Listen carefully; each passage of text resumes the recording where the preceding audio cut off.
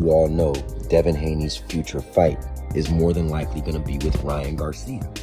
Ryan Garcia posted on Twitter that Rolly took too long. Him and his team took too long to come up with a deal, so he has moved on to negotiations with Devin Haney. Devin Haney replied with, "See you soon, pal." There are people out there said that these two fought 6 times in the amateurs, Ryan winning 3, Devin winning 3. This is a very exciting fight because we know that Ryan Garcia's got a lot of power with that left hook, and we know that Devin Haney is a complete boxer. But a lot of people don't think Devin Haney has the power, like a Gervonta Davis, so this makes for a very intriguing fight. Although, obviously, you know I would pick Devin Haney to win this fight easily. I think it's going to be an entertaining fight. I do think Ryan might, surprise us with a better effort than you might think.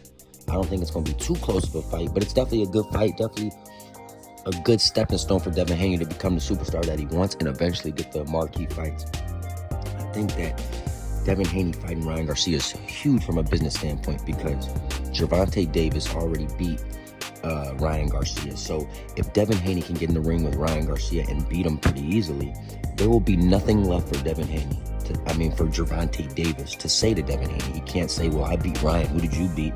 There won't be any more of that because if Devin Haney beats Ryan, Devin Haney's resume is officially 20 million times better than Gervonta Davis's. So this is a huge move and a huge stepping stone for Gervonta Davis and a great fight for the fans. Ryan Garcia versus Devin Haney. It's not Gervonta versus Haney, but it's a damn good fight. I don't care what anyone says. It's a good fight. I'm hope they make it official, and I can't wait to hear it become official so we can gear up for that. Switching topics. As you all know, and everyone knew this was coming, it's very unfortunate, but in the boxing world, we have a lot of biased media members who just don't keep it honest, who get to make the rules, who get to make the final decisions at the end of the day. As you guys know, the ESPN voted Naoya Inoue Fighter of the Year. He beat Marlon Tapales and he beat Stephen Fulton, became 2-time undisputed. Had a very good year, as I said in my last video. But to give him Fighter of the Year over Terrance "Bud" Crawford, who beat a top 5 pound-for-pound guy in Errol Spence Jr. I don't want to hear any opinions after the fact.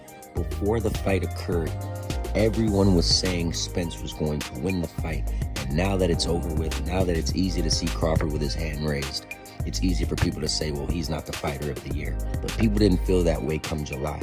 I think the only reason that Naoya Inoue got the award over Terrance Crawford, if any reason at all, is because he fought twice this year and Crawford fought once. That's the only argument that Naoya Inoue has over Terrance Crawford.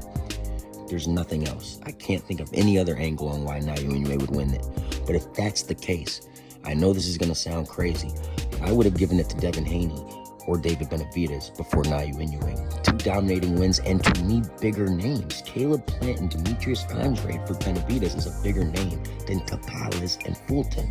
Haney beating Loma and Regis is a bigger name than Fulton and Tapales. So it's just a lot of racial biasness going on with the Fighter of the Year. I'm very disappointed that Naoya Inoue got Fighter of the Year. To me, it's just not the honest answer. Is he an honorable mention? You better believe it. But did he deserve the actual award? Very debatable, and I don't think he did. Just didn't fight good enough guys. People are really, truly hyping up Marlon Tapales, saying, he was a champion, he beat MJ. It's cool, but he had been stopped twice before that. Let's never forget that. So that's something you got to look at and something you have to keep in mind. But we know who my Fighter of the Year for 2023 was. It's Terrance "Bud" Crawford. He had a tremendous year. He had the most significant win.